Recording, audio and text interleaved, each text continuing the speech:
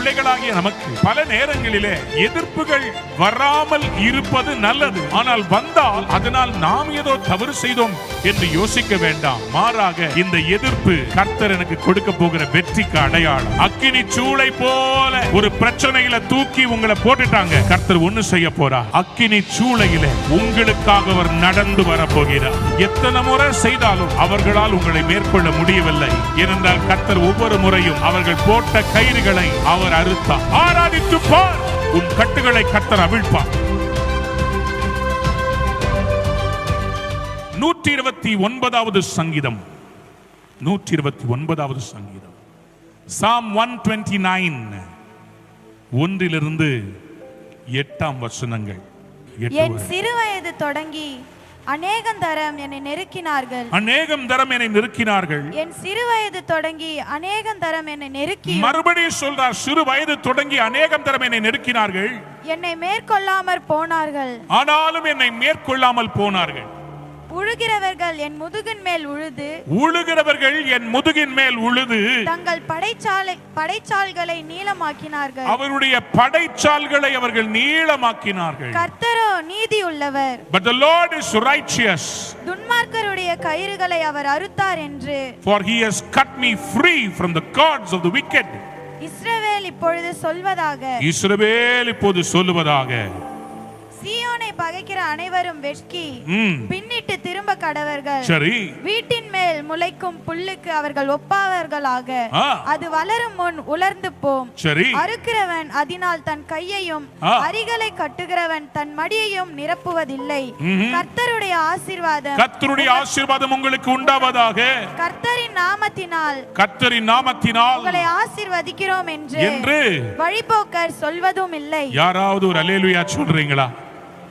எத்தனை பேர் விசுவாசிக்கிறீங்க? இன்றைக்கு கர்த்தர் இந்த 4ஆம் வசனத்தின்படி உங்களுக்கு அற்புதம் செய்ய போகிறார். கர்த்தரோ நீதி உள்ளவர், துன்மார்க்கருடைய கயிறுகளை அவர் அறுத்தார் என்று இஸ்ரவேல் இப்பொழுது சொல்லுவதா? துன்மார்க்கருடைய கயிறுகளை அவிழ்க்கிற கர்த்தராய் இருக்கிறார். கர்த்தரோ நீதி உள்ளவர். The Lord is righteous. எனக்கு அன்பான தேவனுடைய பிள்ளைகளே, பல சூழ்நிலைகளிலே பிசாசானவன் கர்த்தருடைய ஜனங்களை அவர்களை மேற்கொள்வது போல சில பிரச்சனைகளை கொண்டு வருவான். சில கடன் பாரங்கள், சில குடும்பத்தினுடைய குழப்பங்கள். கிறிஸ்தவர்களாகிய நாம், கர்த்தருடைய பிள்ளைகளாகிய நமக்கு பல நேரங்களிலே எதிர்ப்புகள் வராமல் இருப்பது நல்லது. ஆனால் வந்தால் அதனால் நாம் ஏதோ தவறு செய்தோம் என்று யோசிக்க வேண்டாம். மாறாக இந்த எதிர்ப்பு கர்த்தர் எனக்கு கொடுக்க போகிற வெற்றிக்கு அடையாளம். யாராவது ஒரு பெரிய அல்லேலூயா சொல்றீங்களா? யாருக்கெல்லாம் ஒரு பெரிய வெற்றி வேணும் அவங்க மட்டும் ஒரு அல்லேலூயா சொல்லுங்க. யாருக்கெல்லாம் கர்த்தர் கொடுத்த தரிசனம் நிறைவேறணும் அவங்க மட்டும் ஒரு ஆமென் சொல்லுங்க. எனக்கு இன்னைக்கு கொஞ்சம் வெறியோட பிரசங்கம் பண்ணணும். எனக்கு இன்னைக்கு கேட்கிறவங்க கொஞ்சம் வெறியோட ஆமென் சொல்லணும். இந்த தேசத்திலே தேவன் நீதி உள்ளவர் என்பதை அவர் நிலைநாட்ட வேண்டும். புரியல? நான் மறுபடியும் சொல்லி பார்க்கிறேன். இந்த தேசத்திலே நீதி உள்ள ஒரு கடவுள் இருக்கிறார் என்பதை இந்த தேசம் காணும்படி அவர் செய்ய வல்லமை உள்ளவராய் இருக்கிறார். நீதிமானுக்கு வரும் துன்பங்கள் அநேகமாயிருக்கும். ஆனாலும் அவைகள் எல்லாவற்றிலும் நின்று கர்த்தர் அவனை விடுவிக்கிறவர். உலகத்தில் உங்களுக்கு உபத்திரம் உண்டு, ஆனாலும் திடன் கொள்ளுங்கள், நான் உலகத்தை ஜெயித்தேன். இந்த வசனங்கள் எல்லாம் எதை குறிக்கிறது? இந்த வசனங்கள் எல்லாம் எதை சொல்லுகிறது? ஒன்றே ஒன்றை சொல்லுகிறது, வரும் ஆனா உங்களையும் என்னையும் மேற்கொள்ளாது. சொல்லுங்க, ஆமென் சொல்லுங்க. வைராக்கியமா ஒரு ஆமென் சொல்லுங்களேன். ஹல்லேலூயா. இந்த பகுதிக்கு ஒரு பெரிய வெளிச்சம் வரப்போகிறது. இந்த பகுதியில் ஒரு பெரிய எழுப்புதல் வரப்போகிறார். இந்த பகுதியில் ஒரு பெரிய அசைவை கர்த்தர் கொண்டு வரப்போகிறார். ஏனென்றால் இத்தனை ஆண்டுகளாக கட்டி வைத்திருந்த உங்கள் ஆசீர்வாதங்களை கர்த்தர் இன்றைக்கு கட்டவிழ்க்க போகிறார். உங்களுக்காக தேவன் முன் குறித்ததை பிசாசு பிடித்து வைத்திருந்தான் அல்லவா, அதை கர்த்தர் இன்னைக்கு ரிலீஸ் பண்ண போகிறார்.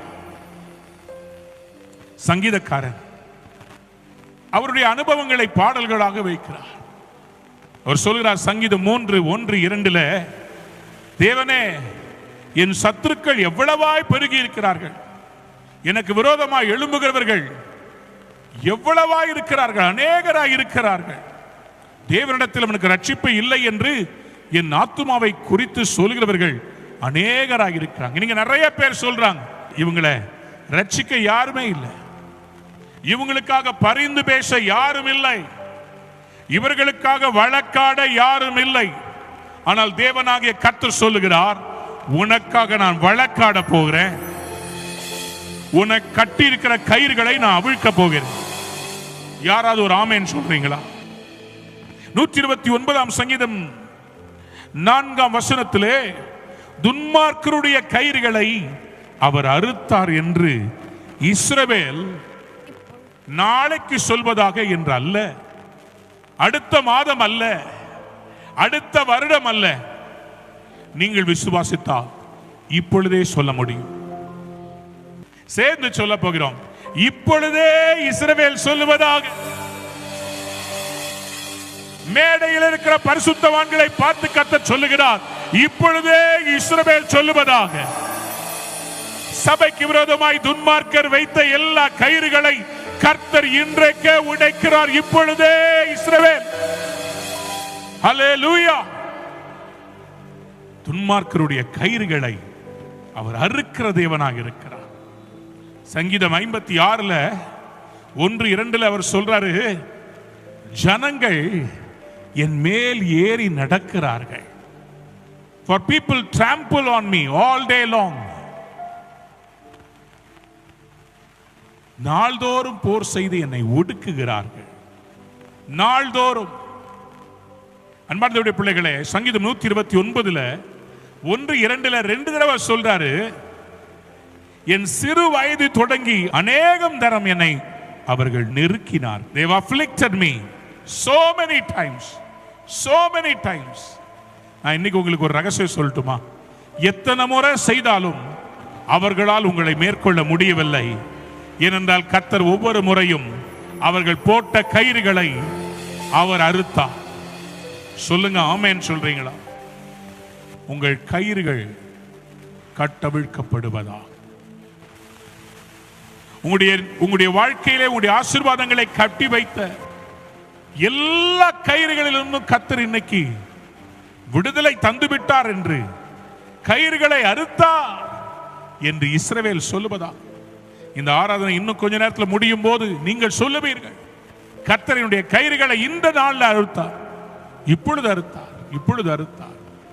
சில கயிறுகள் இருக்கிறது, அது வியாதியின் கயிறுகள்.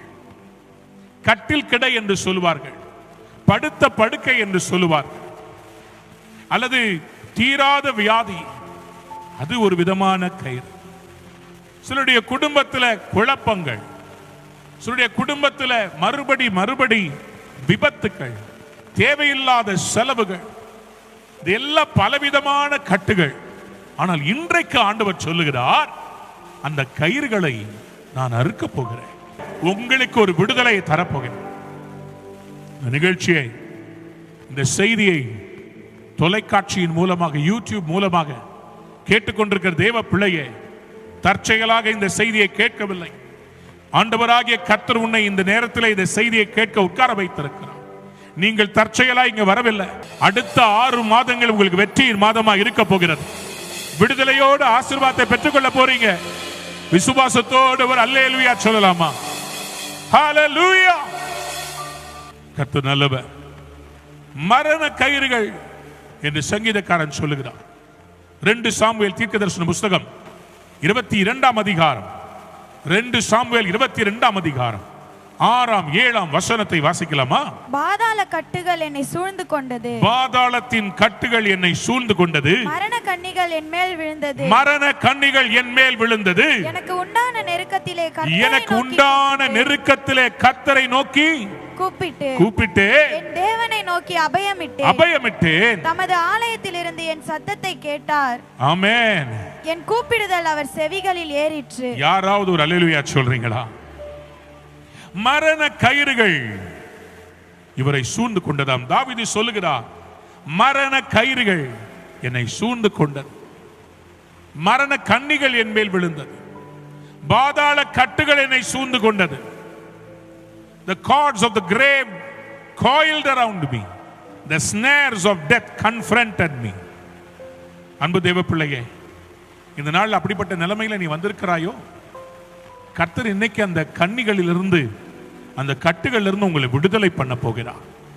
மரணத்துக்கு ஏதுவான அந்த வியாதியை, அந்த கேன்சரை, உங்க சரீரத்தில் இன்னும் டிடெக்ட் ஆகாம இருக்கிறத உங்களுக்கு தெரியாம கர்த்தர் இன்னைக்கு அந்த கயிறை உங்க சரீரத்திலிருந்து எடுக்க போகிறார். பல நாளா உதிர போக்கு இருக்கிற அன்பு தேவ பிள்ளையே, உன்னை பயமுறுத்த சொல்லவில்லை.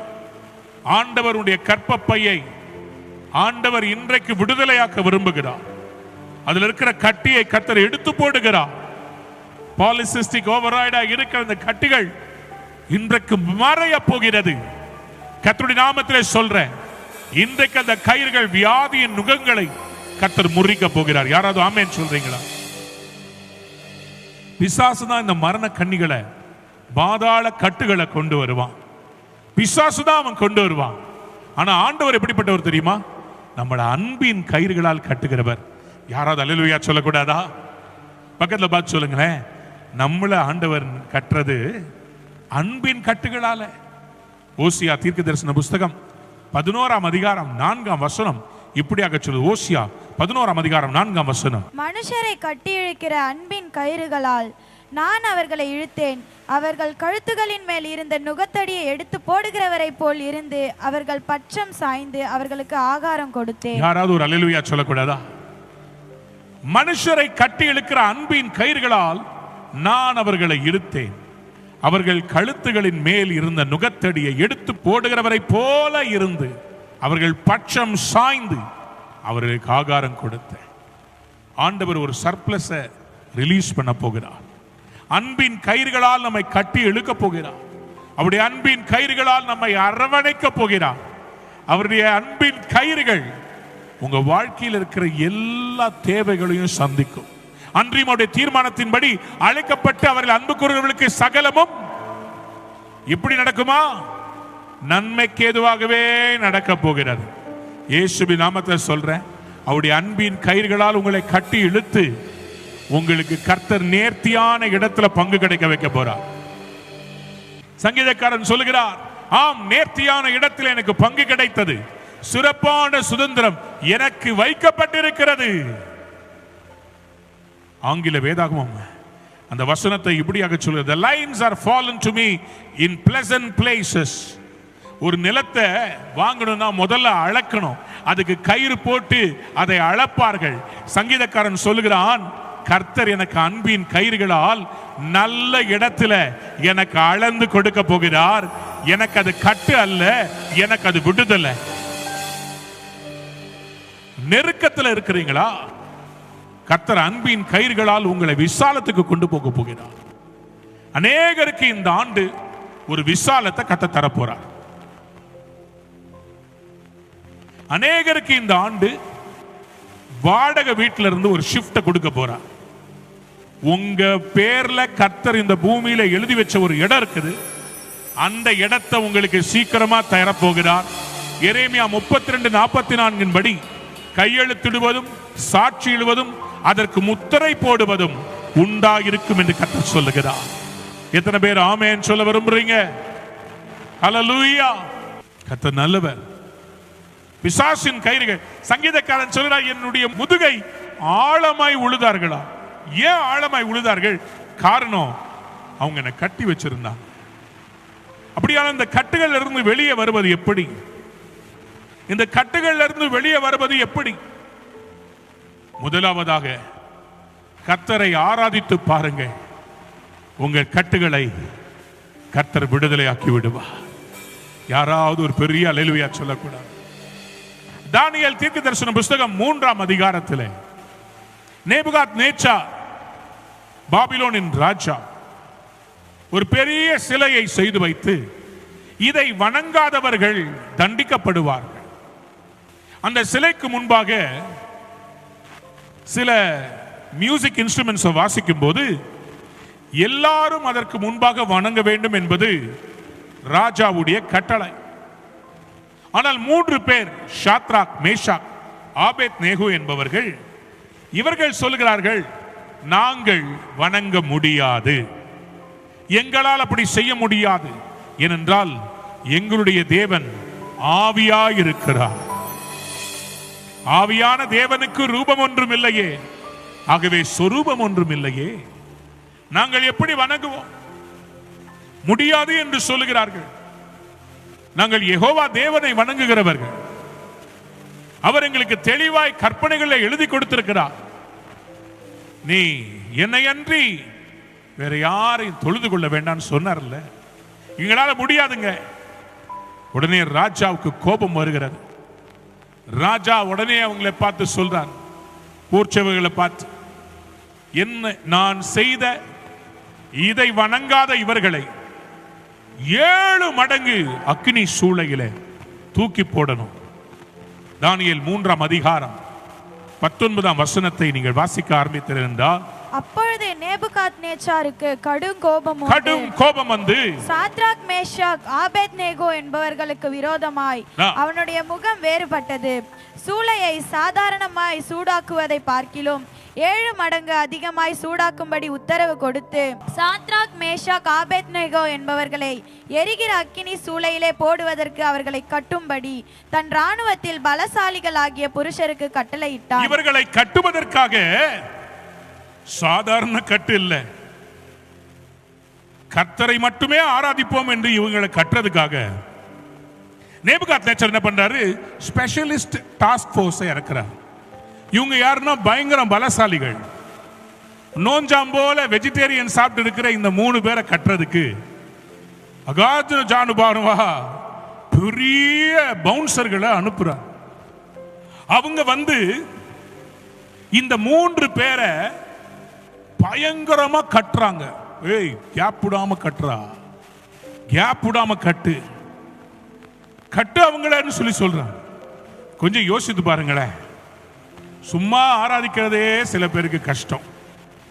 அவங்க சொந்த சரீரத்தை வச்சுக்கிட்டு நின்று ஆராதிக்கிறதே சில பேர் கஷ்டம். ஆராதனையில் சில பேர் கொஞ்ச நேரத்திலே உட்காந்துருவாங்க. அப்பா இப்பவே கண்ணை கட்டுதே அப்படின்னு டயர்டாகி போயிடுவாங்க. ஆனா இந்த 3 பேரையும் கட்ட சொல்றாங்க, டைட்டா கட்ட சொல்றாங்க. ஏன்னா இவங்க உதவிக்காக யாரையும் கூப்பிடக்கூடாது, ஆராதிக்க கூடாது என்பதற்காக இவருடைய கையையும் காலையும் சேர்த்து கட்டுறாங்க. தானியேல் 3ஆம் அதிகாரத்தில் 20ஆம் 21ஆம் வசனத்தை வாசித்து 21ஆம் வசனத்தை வாசிக்கும் போது, அப்பொழுது அவர்கள் தங்கள் சால்வைகளோடும், கற்றவனுங்க எவ்வளவு இன்டெலிஜென்ட் பாருங்க, சால்வைகளோடும் நிசார்களோடும் பாகைகளோடும் வஸ்திரங்களோடும் எல்லா வஸ்திரங்களோடு சேர்த்து கட்டுறானுங்க. எரிகிற அக்கினி சூளையின் நடுவிலே போடப்பட்டார்கள். அல்லேலூயா. சத்தமா ஒரு அல்லேலூயா சொல்லுங்க. அன்பு தேவ பிள்ளையே, கர்த்தரை மட்டும் ஆராதிப்போன்னு சொன்னதுனால கட்டு வந்தது. If you are a God's child who says I will not bow down to the world, இந்த உலகத்துக்கு நான் வணங்க மாட்டேன், ஆர்டிபிஷியல் இன்டெலிஜென்ஸ் வணங்க மாட்டேன், இந்த உலகம் கொண்டு வர ரோபோ மெஷின் கம்ப்யூட்டரை நான் வணங்க மாட்டேன், இன்ஸ்டாகிராம் ரீல்ஸ் நான் வணங்க மாட்டேன், எனக்கு யூடியூப் ஷார்ட்ஸ் நான் வணங்க மாட்டேன், தொலைக்காட்சியில வருகிற காரியங்களை பார்த்து வணங்க மாட்டேன். நாங்க வணங்க மாட்டோம். கோவிடுக்கு வணங்க மாட்டோம், இந்த விஷ கிருமிக்கு வணங்க மாட்டோம். இப்படி வணங்க மாட்டோம்னு சொல்றவங்களை உலகம் எப்போதுமே கொஞ்சம் வித்தியாசமா தான் பார்க்கும். இவங்க மட்டும் என்ன இப்படி சொல்றாங்க? இவங்க மட்டும் ஏன் தங்களை உயர்த்திக்கிறாங்க? இவங்க மட்டும் ஏன் இப்படி பண்றாங்க? இவங்க ஏன் எங்க கூட சினிமா பார்க்க வர மாட்டாங்க?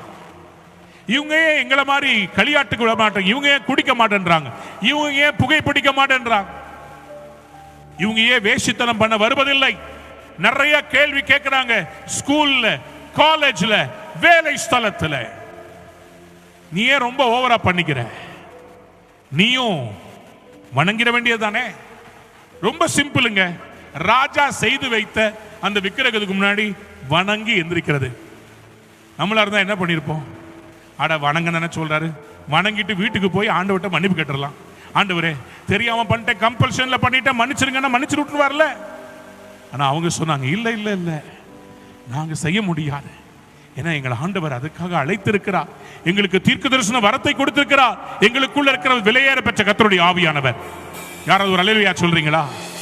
அவர்களை தூக்கி அக்கினி சூளையின் நடுவிலே போடப்பட்டார்கள்.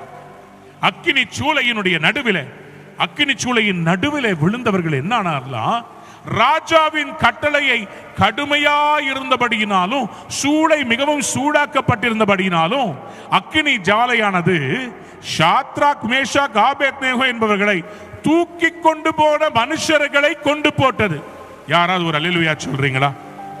சத்தமா ஒரு அல்லேலூயா சொல்றீங்களா? இந்த மாதிரிதான் பிசாசு இன்னைக்கு உங்களை செயல்பட முடியாம கட்டி வச்சிருக்கிறான். ஏன்னா நீங்க உலகத்தை வணங்க மாட்டேன்றீங்க. ஏன்னா நீங்க உலகத்தின் பிள்ளைகளா இருந்தீங்கன்னா ஈஸியா உங்களுக்கு எல்லாம் கிடைக்கும். கர்த்தருடைய நாமத்தை சொல்லி கர்த்தர் எனக்காக யாவையும் செய்து முடிப்பார் நீங்க சொல்றீங்க.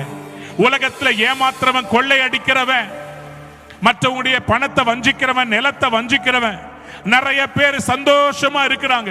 ஆனா கர்த்தருடைய பேரை சொன்ன எனக்கு இன்னைக்கு வரைக்கும் ஒரு விடுதலை இல்லையே. கடன்ல சிக்கி இருக்கிறனே, என் வீட்டுல ஒரு நல்ல காரியம் நடக்க மாட்டேங்குது, பிள்ளைக்கு திருமணம் நடத்தணும், ஸ்கூல் ஃபீஸ் கட்டுறதுக்கே கஷ்டப்படுறேன். கட்டப்பட்டிருக்கிறாய். ஆனால் இன்றைக்கு அக்கினி சூளை போல ஒரு பிரச்சனையில தூக்கி உங்களை போட்டுட்டாங்க. கர்த்தர் ஒண்ணு செய்ய போறார். அக்கினி சூளையிலே உங்களுக்காக அவர் நடந்து வர போகிறார். நான் இருந்தா ஒரு பெரிய அல்லேலூயா சொல்லியிருப்பேன், சத்தமா ஒரு அல்லேலூயா சொல்லியிருப்பேன். போட்டது 3 பேரு, கதபடி 3 பேரு, ஆனா உலாவுனது 4 பேர். யாராவது ஒரு அல்லேலூயா சொல்றீங்களா? போட்டது 3 பேரு, ஆனா அக்கினி சூளைக்குள்ள 3 பேரை உள்ள போட்டாங்க. 4ஆவதா கர்த்தர் வந்து நிற்கிறார்.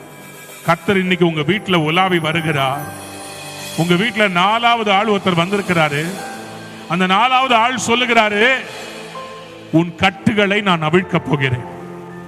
வெளியேற்கும் போது அவுக்கல, சூளை 7 மடங்கு ஆணி சூடான பிறகு, உள்ள தூக்கி போட்ட பிறகு, இதுல இருந்து எவனும் தப்பிக்கவே முடியாது என்ற சூழ்நிலை வரும்போது, டாக்டர்கள் கைவிடும் போது, பேங்க் மேனேஜர் உங்களுக்கு நோ சொல்லும் போது, வாய்ப்பே இல்ல, சான்ஸே இல்ல மச்சான் அப்படின்னு உங்க ஃப்ரெண்ட் சொல்லும் போது, கர்த்தர் சொல்லுவார், என்னாலே செய்யக்கூடாத அதிசயமான காரியம் ஒன்றுமே இல்லை.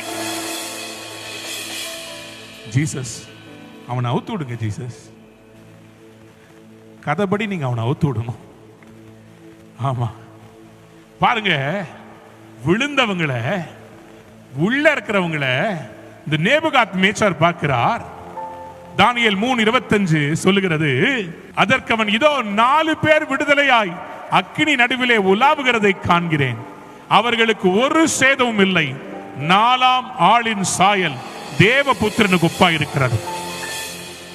ஆராதித்து பார், உன் கட்டுகளை கர்த்தர் அவிழ்ப்பார். யாராவது கைகளை உயர்த்தி ஹalleluya ஹalleluya சத்தமா ஹalleluya ஹalleluya ஹalleluya ஹalleluya. நீங்கள் ஆராதிக்கும் போதே உங்க வீட்டில் ஒரு விடுதலை வருகிறது. ஹalleluya. கைகளை அசைத்து ஆராதிப்போம். The bondages are being broken as you worship God. நீரமன செந்தரே. ஹalleluya. எத்தனை பேர் ஆமென் சொல்ல விரும்புறீங்க? யாராவது சத்தமா ஒரு ஆமென் சொல்லக்கூடாதா? சொல்லுங்க, ஆமென் சொல்லுங்க. பக்கத்துல பார்த்து சொல்லுங்க, என் வீட்டுல ஒருத்தர் வந்திருக்கிறார். பக்கத்தை தட்டி சொல்லுங்க, என் வீட்டில் இயேசு வந்திருக்கிறார். என் சூழ்நிலையில் இயேசப்பா வந்திருக்கிறார். என் வாழ்க்கையில இயேசு குறுக்கிடுகிறார். என்னோட ஆண்டவர் இருக்கிறார். எத்தனை பேர் ஆமென் சொல்ல விரும்புறீங்க? அன்பான தேவனுடைய பிள்ளைகளே, உபவாசம் பண்ணி ஜெபம் பண்ணி பாருங்க, கட்டுகளை கர்த்தர் அவிழ்க்கிறவராக இருக்கிறார்.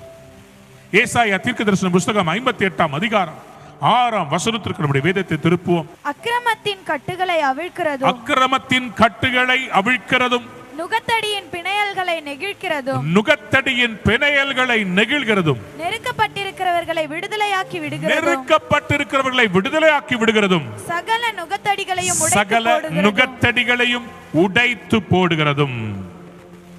இதுதான் ஆண்டவருக்கு பிரியமான உகந்த உபவாசம். யாராவது ஒரு அல்லேலூயா சொல்றீங்களா? உபவாசம் எதுக்கா? அக்கிரமத்தின் கட்டுகளை அவிழ்ப்பதற்கா. அன்பான தேவனுடைய பிள்ளைகளே, நாம் உபவாசம் பண்ணி ஜெபிக்கும் போது கர்த்தர் என்ன செய்கிறார்னா, அநியாயமா போடப்பட்ட கட்டுகளை ஆண்டவர் நெகிழ்கிறார், அதை விடுதலையாக்குகிறார். எத்தனை பேர் ஆமென் சொல்ல விரும்புறீங்க? சத்தமா ஒரு அல்லேலூயா சொல்றீங்களா? 400 வருடங்களாய் இஸ்ரவேல் ஜனங்கள் எகிப்திலே அடிமையாய் இருக்கிறார்கள். ஒரு இரவிலே கர்த்தர் சொல்லுகிறார், உன் பாதரட்சைகளை தொடுத்துக்கொள், உன் இடுப்பிலே கயிறுகள் கட்டப்பட்டிருக்கட்டும், நீ கோலை பிடித்துக் கொண்டு அந்த பஸ்காவை புசி. இந்த இரவு 400 வருடங்களாய் இருந்த கட்டை நான் அவிழ்க்கப் போகிறேன். The whole of Israel on that night they were praying for a breakthrough. ஆண்டவர் அந்த விடுதலையை தருகிற நேரம் வரும்போது அந்த பஸ்காவை அவர்களை புசிக்க வைத்தார். When they ate, புளிப்பில்லாத அந்த அப்பத்தை அவர்கள் சாப்பிட்ட போது something happened. Something was broken. ஏதோ ஒன்று உடைக்கப்பட்டது. எதற்காக ஆண்டவராகிய இயேசு கிறிஸ்து 40 நாட்கள் உபவாசம் இருந்து ஜெபம் பண்ணி ஊழியத்தை ஆரம்பித்தார். உபவாச ஜெபம் எதற்கு விசேஷமாய் பயன்படுகிறது? இப்படிப்பட்ட கட்டுகளை உடைக்க வேண்டும் என்றால் வேதத்திலே ஆண்டவராகிய இயேசு சொன்னார். அவருடைய சீஷர்கள் வந்து கேட்கிறார்கள், நாங்கள் ஜெபித்த போது ஏன் இந்த பிசாசு போகவில்லை?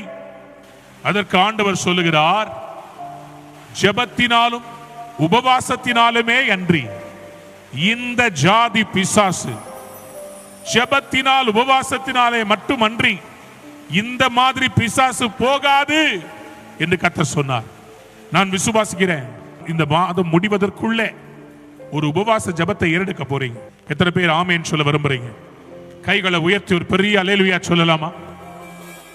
எத்தனை பேர் விசுவாசிக்கிறீங்க இந்த உபவாச ஜெபத்தோடு இன்று கண்ட எகிப்தியரை இனி காண்பது இல்லை? உபவாசத்தினாலே ஜெபத்தினாலுமே அன்றி மற்றெவ்விதத்தினாலும் புறப்பட்டு போகாது. You want to break the cords of hell?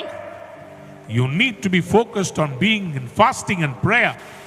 If you don't fast and pray, you don't have the power to challenge the darkness and the bondages of the darkness. அவைகளுக்கு சவால் விட வேண்டும் என்றால் உபவாசத்தோடு ஜெபித்து வந்து பார். கர்த்தர் உங்கள் கரங்கள் மூலமாய் வல்லமையான காரியங்களை செய்வார்.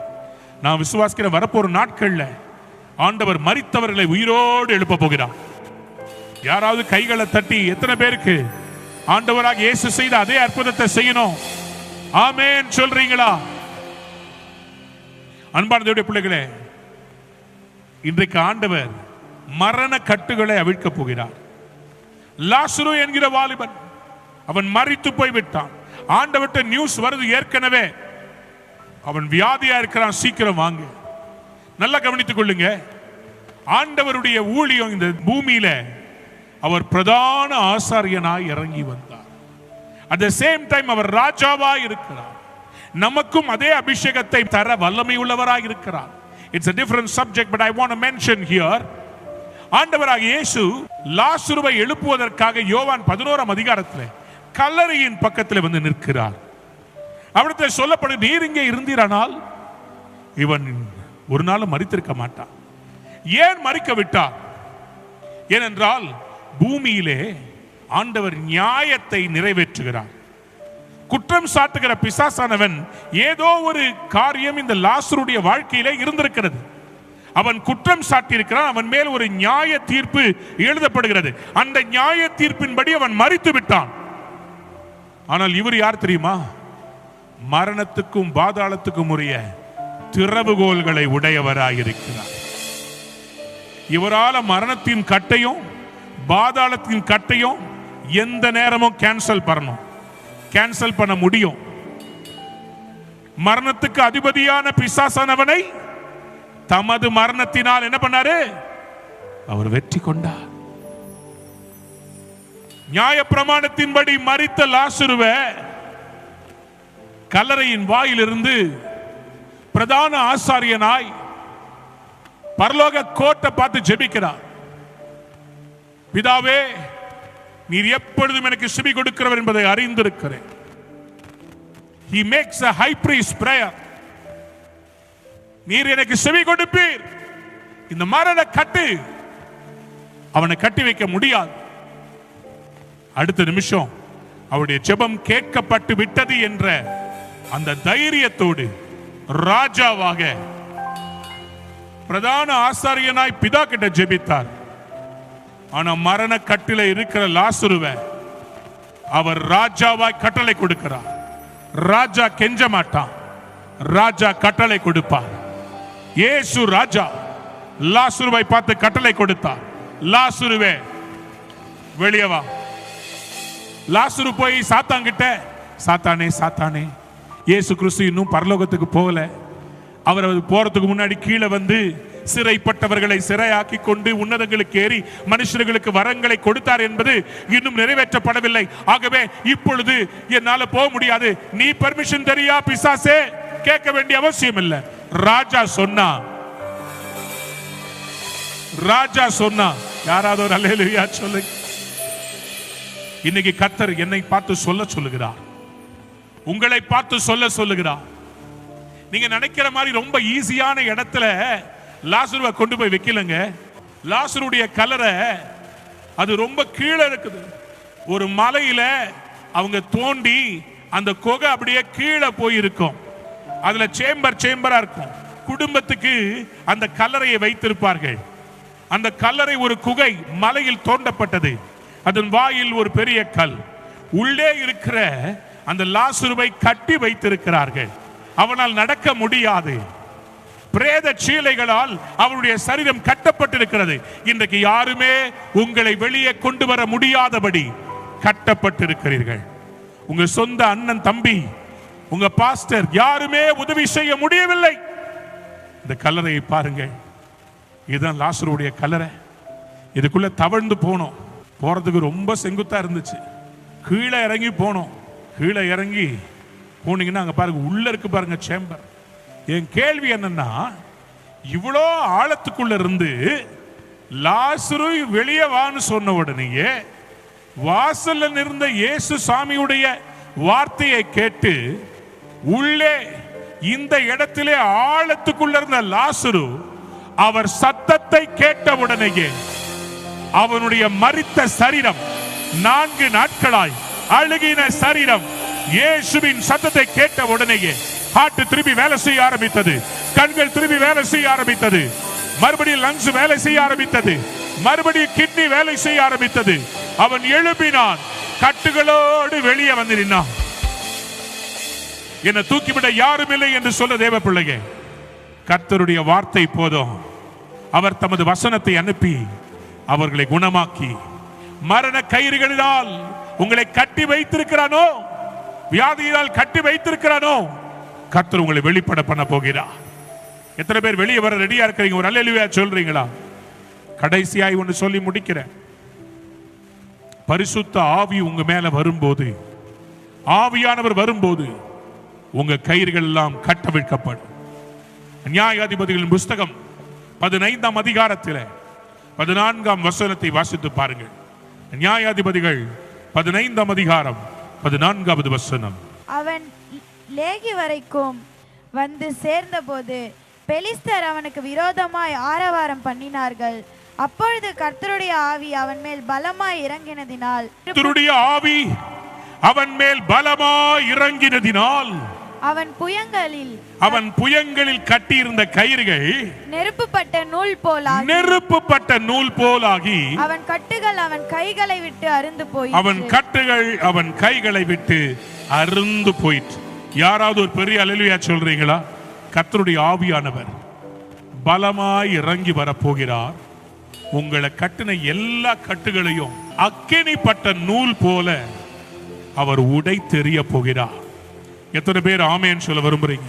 யாரெல்லாம் இன்னைக்கு அது பலமான அபிஷேகத்தை, பெற்றுக்கொள்ள விரும்புறீங்க, மேடையில் இருக்கிற பரிசுத்தவான்கள் எல்லாம் ஒருமனப்பட்டு கை கோர்த்து நீங்க ஜெபிக்க போறோம்.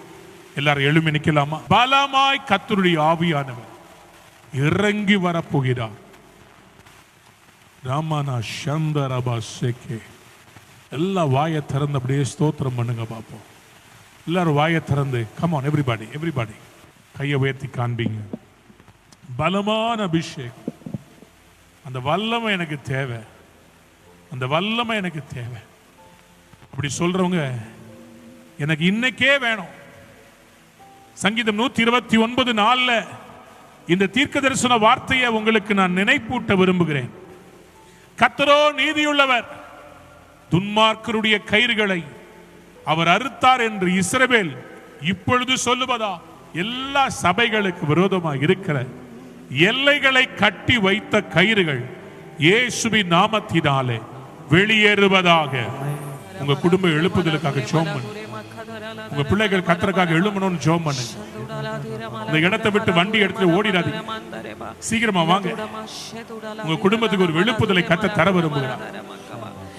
வாலிப பிள்ளைகளை தீர்க்கதரிசிகளாய் கர்த்தர் அபிஷேகம் பண்ண போறார்.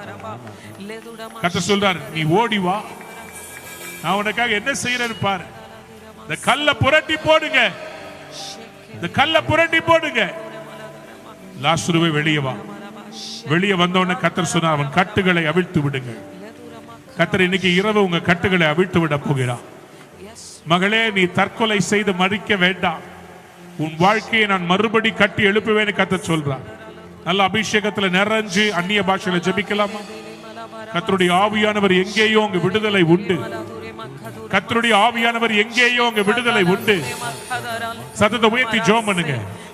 பலமான ஒரு அபிஷேகம் இறங்கி வரப்போகுது.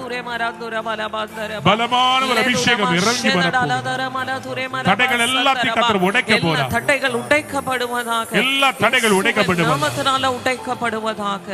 எழும்ப முடியாதபடி இருக்கிற எல்லா தடைகள், பிள்ளைகளை கட்டி வைத்திருக்கிற எல்லா கட்டுகளும் சுட்டெரிக்கும்படியாக இயேசுவின் நாமத்தினால கட்டளை கொடுத்து ஜெபிக்கிறோம். இப்பொழுது ஒவ்வொருவர் மேலும் நுகங்களை முறிக்கிற அந்த அபிஷேகம் இறங்கி வருவதாகப்பா, இறங்கி வருவதாக.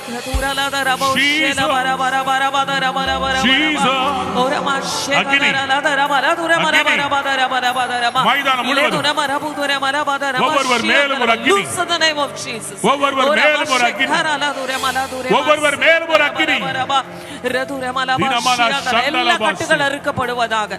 எல்லா அசுத்த ஆவிகளின் கிரியைகள், உள்ள இருக்கிற எல்லா விதமான சூனியங்கள், மாந்திரீகங்கள் இப்பொழுது இயேசு கிறிஸ்துவின் இரத்தத்தினால கேன்சல் பண்ணி ஜெபிக்கிறோம். ஆண்டவரே, இயேசுவின் நாமத்திலே கேன்சல் பண்ணுகிறோம்.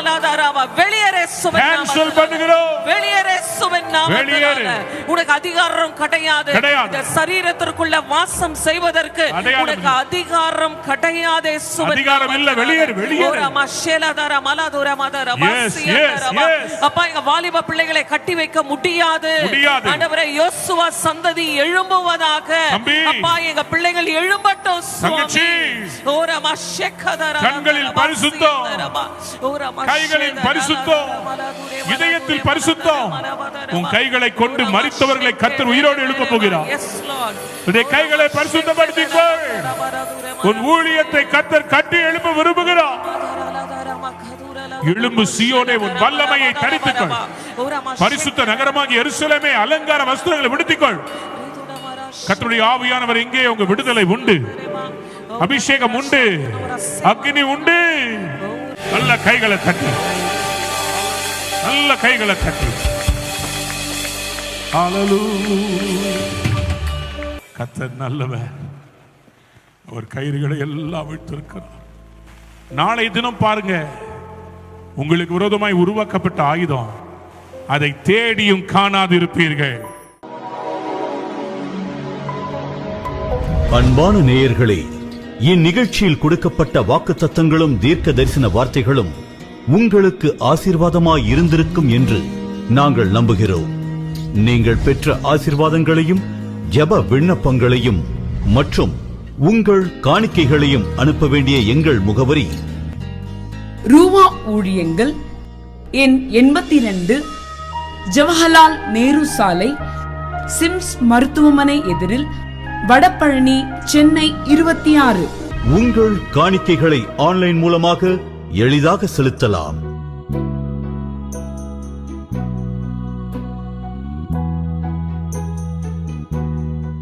எங்கள் இணையதள முகவரி www.ruhaministries.org.